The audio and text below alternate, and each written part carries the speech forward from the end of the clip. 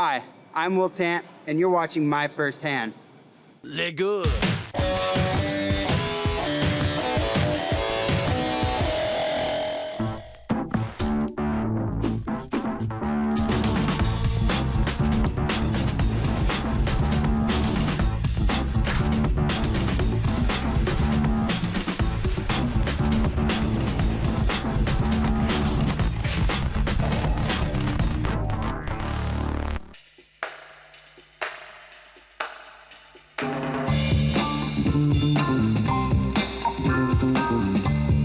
For most surfers, New York City isn't an ideal place to live, but I actually came up here for a couple modeling jobs and found out you can surf, and met my girlfriend here, so I spent a lot of time here.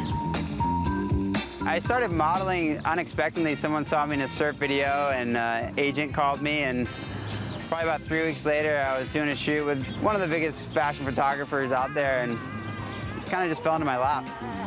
I wanna take you home. I definitely do some pretty cheesy catalog work. At the same time, I do work on some really cool jobs with some great photographers, and it's actually pretty fun. The perfect thing about modeling is that it fits really well into my schedule, and as a surfer, I'm constantly traveling, chasing storms, last minute, and my agent books me jobs in between my trips, so it works out great. What makes surfing so different here than other parts of the world is it's unexpected. I mean, when I say that you can find surf right near New York City, no one believes me, but it's true, and it's kind of fun that no one knows about it. Take it downtown 'cause you're so fine. You got soul in the hole. You explode my mind. You're all right on time. Don't wanna be alone.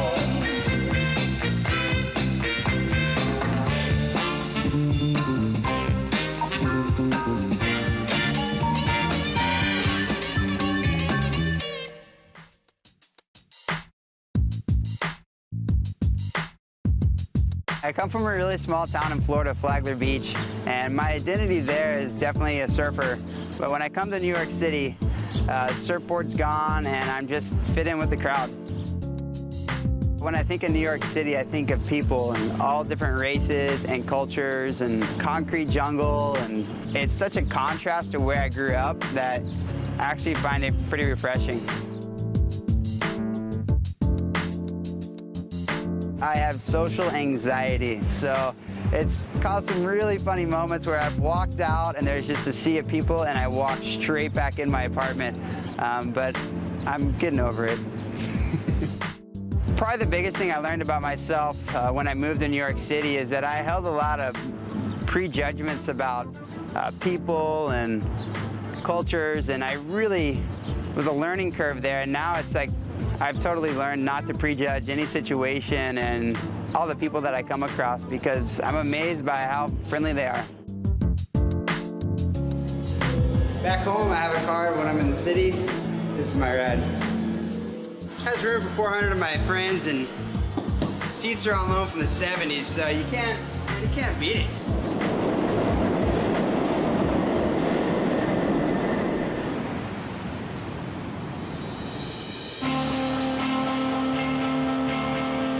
Surfing in the wintertime here in the Northeast is tough. I mean, it's really cold. Sometimes it's snowing, but as a surfer, you love to surf and you'll do whatever it takes to get out there. Guys like Sam Hammer, he kind of took me under his wing and showed me some really good spots here in the wintertime, and has kind of walked me through the process. You know, when Will first came up and said he was gonna surf in the winter, I was like, all right, you know, we'll see if he's got it. And I was pretty impressed. He jumped right in.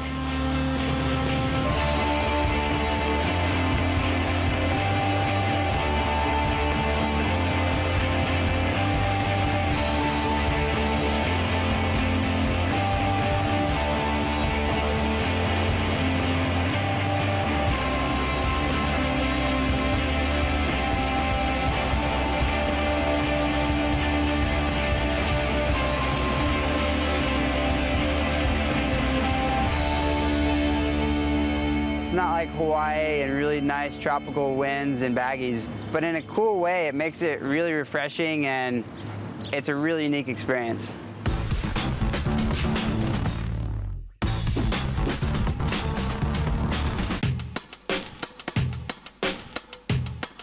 I come to Nicaragua to really get away from the city. Ahead of us is a Nicaraguan traffic jam. Hey guys, which way is Broadway? Huh? I've had really good experiences coming down here with surfing and different humanitarian causes, and it's always been a really positive experience, so I love this place. The pace of life in Nicaragua is a lot slower than it is in New York City or probably anywhere in the United States. There's something about Central America that forces you to slow down, turn off your cell phone, your internet, and just relax.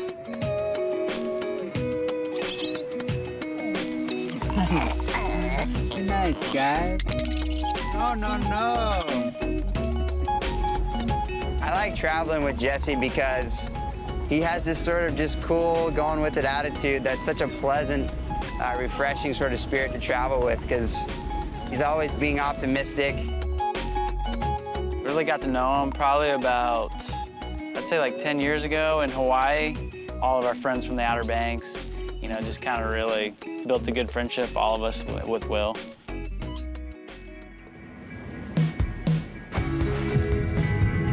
JJ Yema is basically a pioneer.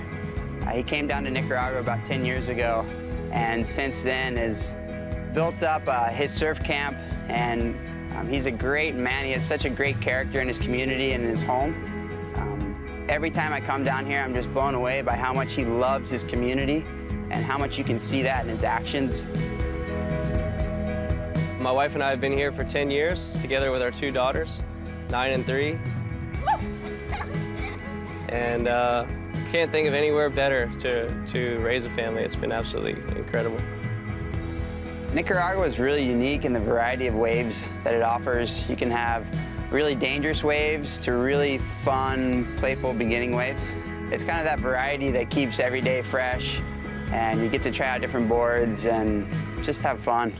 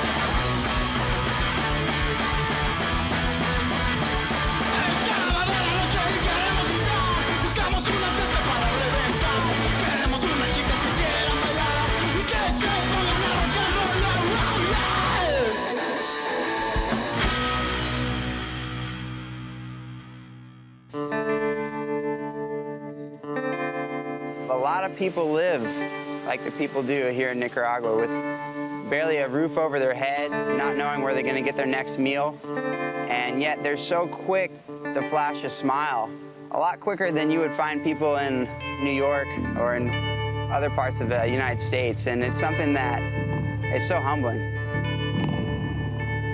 Brad Corrigan is a really good friend of mine. He's kind of like my mentor in a lot of ways. He's a really famous musician that uses his talent of music to help people all around the world, be it in Zimbabwe be it here in Nicaragua or probably anywhere you've ever met Brad. You can feel his love for anyone. He's really involved in a landfill in Managua. There's a community that lives there, and he's relentless as far as his dedication down here. It's unbelievable to think about the journey of playing in some of the world's best venues and then also slowly but surely ending up in a trash dump in Nicaragua. I never meant to go there. It just sort of, it met me where I was, and I feel like God just threw me into this place, and he's like, this is where you're gonna see the power in your music. You'll be able to give them joy and make them feel valued and loved.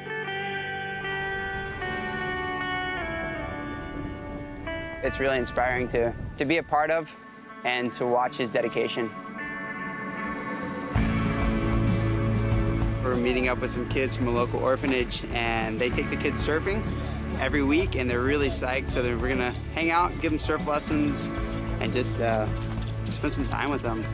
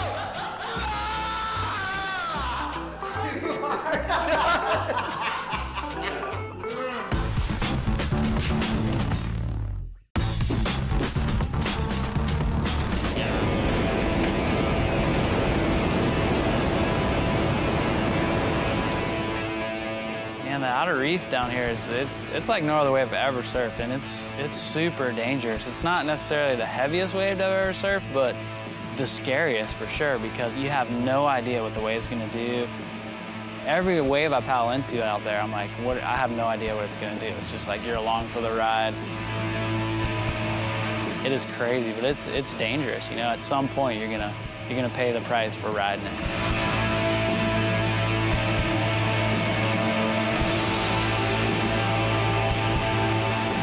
I was so close to dying, dude. My leash wrapped around both of my feet and I couldn't swim. And my thoughts were like, how are you guys gonna tell my parents I died? No joke. That was my thoughts underneath it, because I couldn't swim. My leash, I had to undo my leash. It was so scary. There's just no other way to really kind of describe it besides just kind of giving up in a sense and just realizing that this is how I'm gonna die. I was definitely rattled.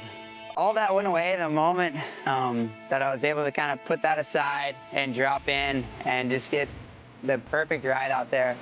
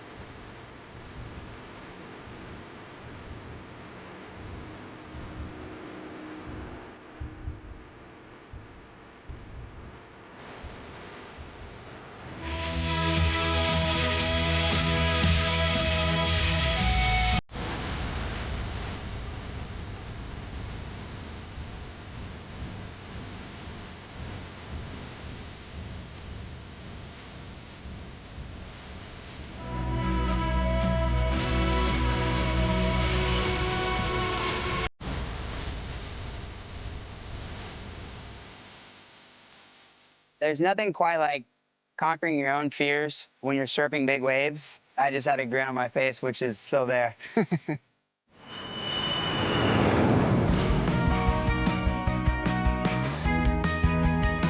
I do spend a lot of months on the road, and there's nothing like coming home for me. What I really look forward to is the solitude of where we live, whether it's just behind my parents' house or at the pier. My mind is flooded with memories of my brother Tommy and I growing up around here, and it's home. We didn't always live at the beach. We lived in the mountains of North Carolina.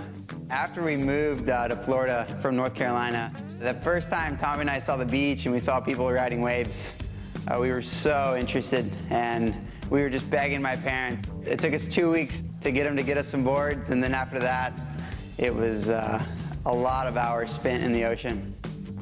It took them about 6 months to learn to even paddle out, but see, the thing is, they always had to go together.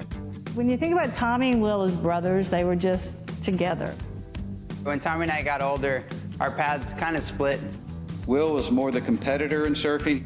Tommy really didn't want to be in the surf contest. He kind of wanted to be a natural surfer. I definitely looked up to Tommy as an older brother. We were so close. He knew me better than anyone because we shared so many moments together. All my checks came in from my sponsors, so I was off to the North Shore of Hawaii for the wintertime, and it wasn't more than 2 days into the trip that I got a phone call from my dad. And it was really early in the morning, and he called and told me that Tommy had died in his sleep. Tommy died of an aortic aneurysm of his heart in his sleep, and there was no way of predicting that or understanding that. It was just, really hard moment in my life. All I knew is that I had to wait and get on a plane in a couple hours and fly back to Florida. That flight home to Florida from Hawaii it was a confusing time. And I just kind of sat there in disbelief, and here I was writing the eulogy for my brother's funeral, and a day and a half ago I was talking to him on the phone. After the Thursday Tommy died, Will said, "Mom, the surfers want to do something for Tommy on Sunday." And I said, "Well, what are you talking about?" And he goes, "They want to do a paddle out." I was just blown away by the support of the community and all my friends, and it was just a really kind of humbling moment when you realize these people care about you, even though you spend every day with them in the ocean, that there's a bond created there, and it runs deep. It runs really deep in Flagler, and through the loss of my brother, I've gained so many other brothers. I just didn't think there was a better way to memorialize somebody for what he had done through the community than to start a surf contest. And they asked me that they would like to do a surf contest in memory of Tommy. And I said, of course we would love it.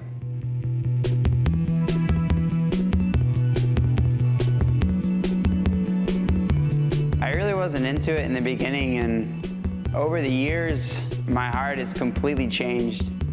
It's a unique opportunity for the community to come together, have a really good time, raise money to pour back into the community to help educate kids so they can go out and make this world a better place.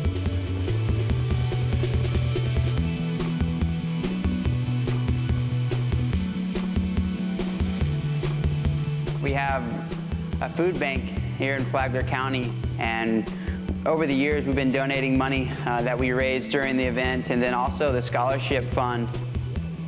Tommy was known for helping out his friends and strangers. He was the first person to go up to someone and introduce himself, and we feel it's really important to stay true to who Tommy was and who he continues to be today by helping out so many people.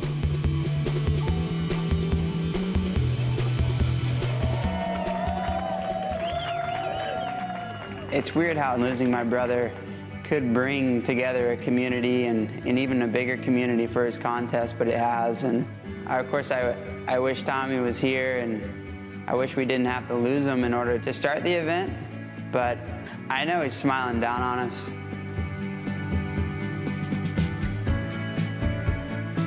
I don't really know what's next as far as my future. I know I'll definitely be surfing, and I'll definitely be hanging out with my family and friends and giving back as much as I can. So I don't think that's going to change.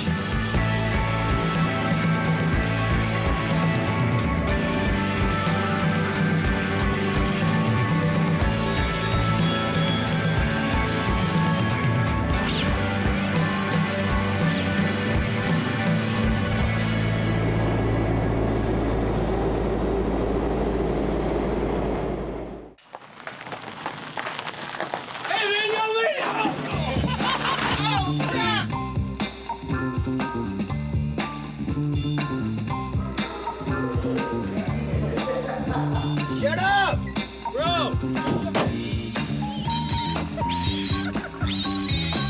As we charge the future together. Dun, dun, dun, dun.